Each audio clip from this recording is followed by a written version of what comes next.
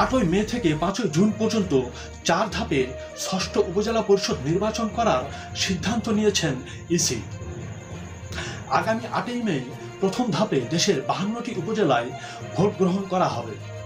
সম্প্রতি কমিশন সভাতে এ তফসিল ঘোষণা করা হয়। থাকছে বিস্তারিত।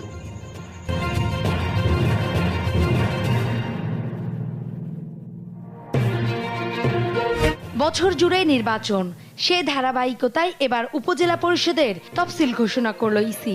বৃহস্পতিবার সকালে সিসি কাজী হাবিবুল আওয়ালের সভাপতিত্বে শুরু হয় 29তম কমিশন সভা।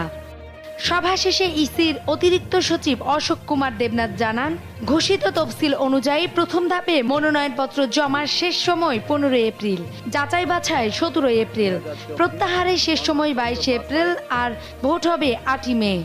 152টা উপজেলা পরিষদ